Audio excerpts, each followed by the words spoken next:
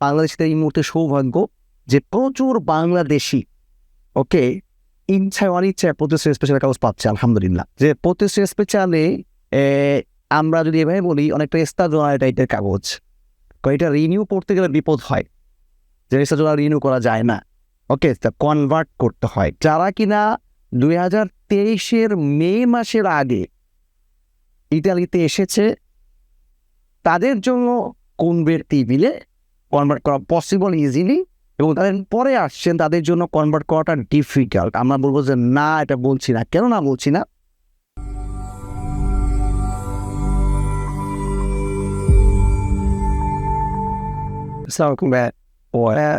আমাদের পেজ থেকে একটা প্রশ্ন কামরুল হাসান প্রীতম ভাইয়ের।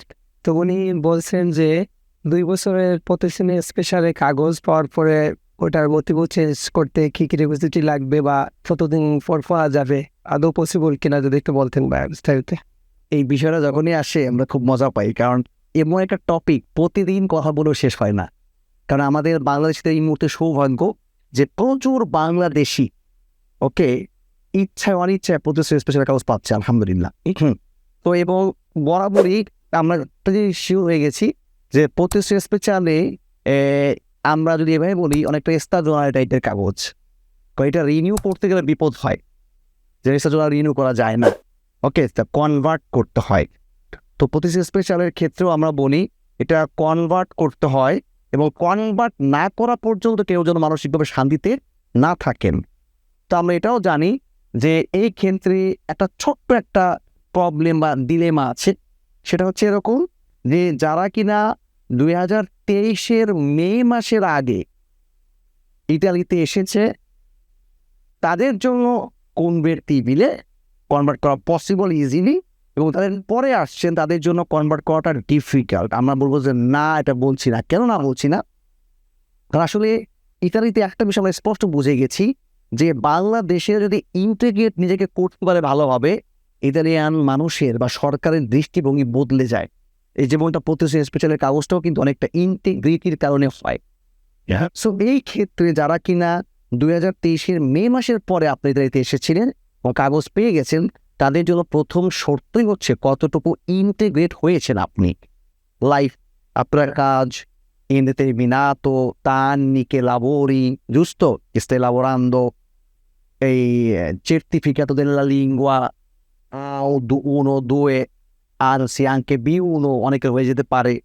ওকে পড়াশোনা সে করছে, বিভিন্ন ধরনের কোর্স di formazione সে করেছে, পাটেন্টে নিয়েছে, ওভারঅল সে নিজেকে দেখাতে পেরেছে sono stato integrato abbastanza bene, তাহলে কিন্তু আমার বিষয়টা চেঞ্জ হতে পারে, রাইট?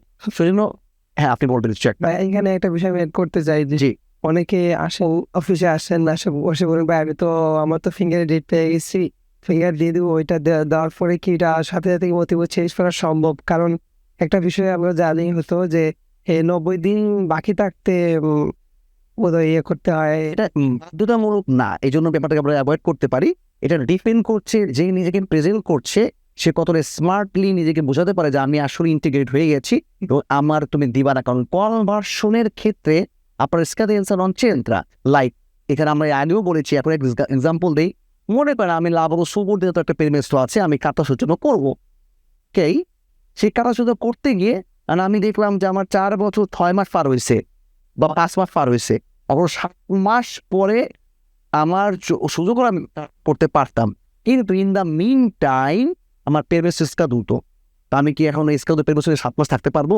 বা এক্ষেত্রে আমার প্রশ্ন হচ্ছে, আমার তো 2 বছরের কাগজ মাত্র আমি পাইছি 3 মাস বা 4 মাস হয়েছে, এক্ষেত্রে কনভার্ট করা এটা তো ভ্যালিড, এখানে আমি থাকতে পারতেছি, কাজ করতে পারতেছি, সব কিছু করতে, সব ফ্যাসিলিটি আমি পাচ্ছি, কতটুকু যৌক্তিক? আমার হাতে আরো 2 থেকে 1.5 থেকে 2 বছর আছে, আমি কনভার্ট করব না? এটা আমরা বলবো কাজ করে থাকে হচ্ছে।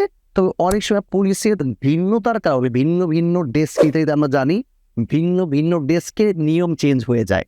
তো সেই জায়গা থেকে বলবো এটা ডিপেন্ড করে, কিছু পুলিশের কাছে এটা ইস্যু না, অবশ্যই করতে পারছো, সেই ধরনেও অনেকের ক্ষেত্রে এত আগে কেন আসছো বুদাই হতে পারে। এটা সেই জন্য বলবো এটা নিয়ে তর্কে যাবো না, ভালোতা করবো না। এটা একটু সেন্সিটিভ একটা ইস্যু, অনেক ক্ষেত্রে হয়ে গেছে, সে বলবে ওটা ভাবে ঠিক কথা বলেছে, অনেক ক্ষেত্রে হয় নাই, সে বলবে ওটা ভাবে ঠিক কথা বলে নাই, এই আর কি বিষয়টা বুঝতে হবে।